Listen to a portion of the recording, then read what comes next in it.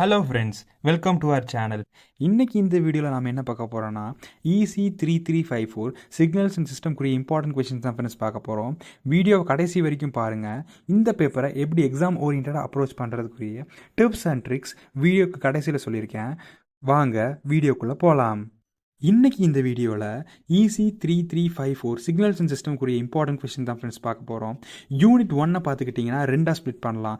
Classification of signals and classification of systems. Classification of signals அப்படிங்கிறது ஒரு problem oriented question friends. இதில் பார்த்துக்கிட்டிங்கன்னா check whether the signal is periodic or aperiodic, energy or power, even or odd இப்படிங்கிறதுக்கு based on ப்ராப்ளம்ஸை எக்ஸாமில் எதிர்பார்க்கலாம். Then second part பார்த்துக்கிட்டிங்கன்னா classification of systems. இது ஒரு தியரி பார்ட்டாகவும் கொஷின்ஸ் வரலாம் ஃப்ரெண்ட்ஸ். இதில் நீங்கள் தியரி வந்துச்சுன்னா எதை எக்ஸ்பிளைன் பண்ணுற மாதிரி இருக்கும்னா லீனியர் ஆர் நான் லீனியர், லீனியர்னா என்ன, நான் லீனியர்லாம் என்ன, அப்புறம் time variant, time invariant, castle நான் காசல் அதோட கண்டிஷன்ஸ், தென் ஸ்டேபிள் அன்ஸ்டேபிள் அதோட கண்டிஷன்ஸ், இதெல்லாம் தியரியில் எக்ஸ்பிளைன் பண்ணுற மாதிரி வரும் ஃப்ரெண்ட்ஸ்.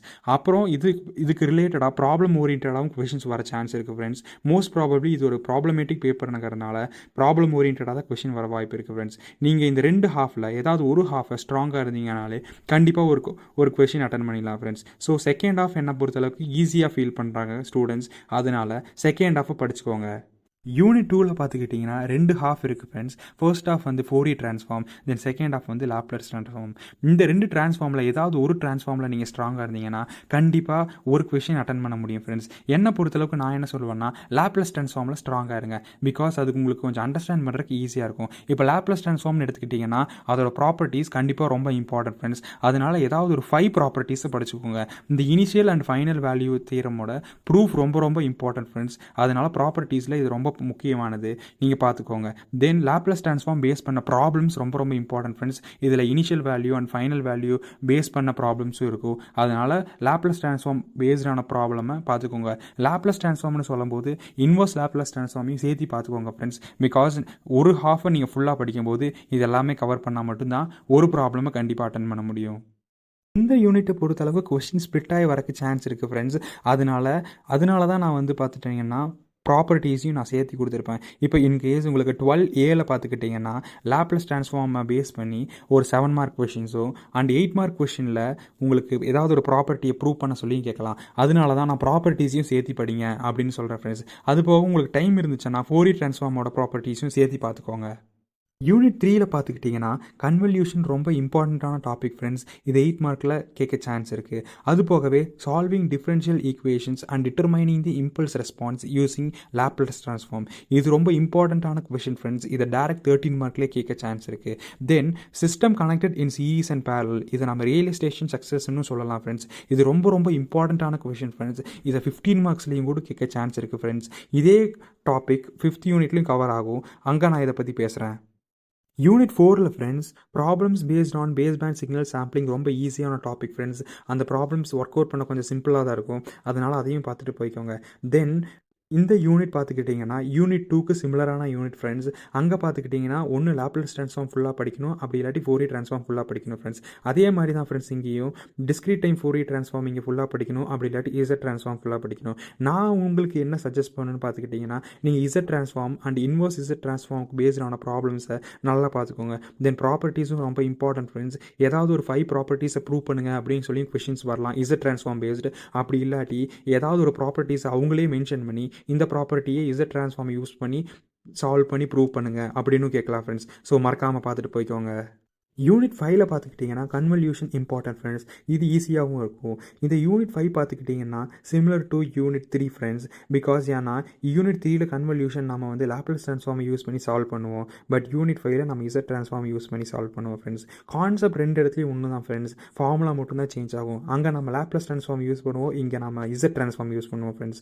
இப்போ இந்த சிக்னல்ஸ் அண்ட் சிஸ்டம் பேப்பரையே பார்த்துக்கிட்டிங்கன்னா ரெண்டாக ஸ்ப்ளிட் பண்ணலாம். ஒன்று பார்த்துக்கிட்டிங்கன்னா கண்டினியூஸ் டைம் சிக்னல்ஸ்க்கு, இன்னொன்று பார்த்துக்கிட்டிங்கன்னா டிஸ்க்ரீட் டைம் சிக்னல்ஸ்க்கு. கண்டினியூஸ் டைம் சிக்னல்ஸ்க்கு ஒரு டைப் ஆஃப் ஃபார்முலா யூஸ் பண்ணுவோம் அண்ட் டிஸ்க்ரீட் டைம் சிக்னல்ஸ்க்கு இன்னொரு டைப் ஆஃப் ஃபார்முலா யூஸ் பண்ணுவோம் ஃப்ரெண்ட்ஸ். இப்போ நீங்கள் பார்த்துக்கிட்டிங்கன்னா யூனிட் 2 அண்ட் யூனிட் 3 பார்த்துக்கிட்டிங்கன்னா கண்டினியூஸ் டைம் சிக்னல் பற்றி நம்ம அனலைஸ் பண்ணியிருப்போம். அண்ட் யூனிட் 4 அண்ட் யூனிட் 5 பார்த்துக்கிட்டிங்கன்னா டிஸ்க்ரீட் டைம் சிக்னல்ஸை பற்றி அனலைஸ் பண்ணியிருப்போம் ஃப்ரெண்ட்ஸ். இப்போது யூனிட் 5ல் பார்த்துக்கிட்டிங்கன்னா second question solving differential equations and finding the impulse response of Z transform using Z transform. இதே தான் ஃப்ரெண்ட்ஸ் நம்ம யூனிட் 3லையும் பண்ணியிருப்போம். ஆனால் அங்கே லாப்லஸ் ட்ரான்ஸ்ஃபார்ம் யூஸ் பண்ணியிருப்போம், ஆனால் இங்கே இசட் ட்ரான்ஸ்ஃபார்ம் யூஸ் பண்ண போகிறோம். இந்த டிஃபரன்ஷியல் ஈக்குவேஷன் சால்விங் வந்து ரொம்ப இம்பார்ட்டன்ட் ஃப்ரெண்ட்ஸ்.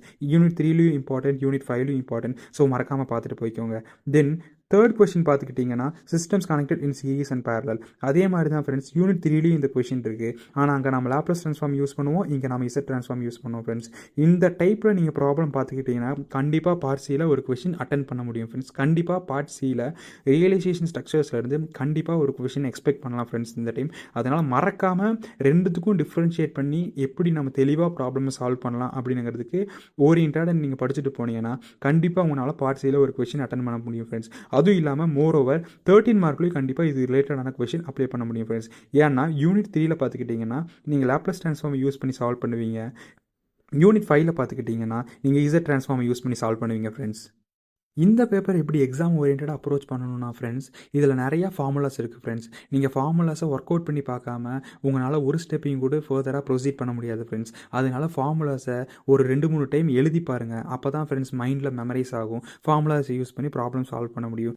செகண்ட் விஷயம் பார்த்துக்கிட்டிங்கன்னா கான்செப்ட் ஃப்ரெண்ட்ஸ். ஏன்னா நீங்கள் கொஷினை ரீட் பண்ணும்போது உங்களுக்கு கான்செப்ட் தெரிஞ்சிருந்தால் மட்டும்தான் நீங்கள் எதை ஃபைன் பண்ண போகிறீங்க அப்படிங்கிறத கண்டுபிடிக்க முடியும் ஃப்ரெண்ட்ஸ். மோர் ஓவர் ஏதாவது ஒரு தியரி கொஷின்ஸ் வர சான்ஸ் இருக்குது ஃப்ரெண்ட்ஸ். அதனால் தியரி பேஸ்டு கொஷின்ஸ் வந்துச்சுன்னா நீங்களே ஒரு ப்ராப்ளமை ஃப்ரேம் பண்ணி அந்த கொஷினுக்கு நீங்களே சால்வ் பண்ணி போடுற மாதிரி ஆன்சர் கொண்டு வாங்க ஃப்ரெண்ட்ஸ். அப்போ தான் நீங்கள் தியரி பேஸ்டு கொஷின்ஸ் வந்தாலும் மார்க் நிறையா ஸ்கோர் பண்ண முடியும் ஃப்ரெண்ட்ஸ். ஃபைனலி கொஷின் பேப்பர் ஈஸியாக வருதோ டஃப்பாக வருதோ ஃப்ரெண்ட்ஸ், எல்லா கொஷினையும் அட்டன் பண்ணுங்கள். ஏன்னா இந்த பேப்பர் கிரேஸ் மார்க் இருக்கக்கூடிய பேப்பர் ஃப்ரெண்ட்ஸ். அதனால கிரேஸ் மார்க் இருக்க சான்ஸ் இருக்குது. அதனால் எல்லா கொஷினையும் அட்டன் பண்ணிட்டு வாங்க ஃப்ரெண்ட்ஸ். ஓகே ஃப்ரெண்ட்ஸ், வீடியோ பிடிச்சிருந்தா லைக் பண்ணுங்கள், உங்கள் ஃப்ரெண்ட்ஸ் கூட ஷேர் பண்ணுங்கள், சப்ஸ்கிரைப் பண்ணுங்கள். Bye friends.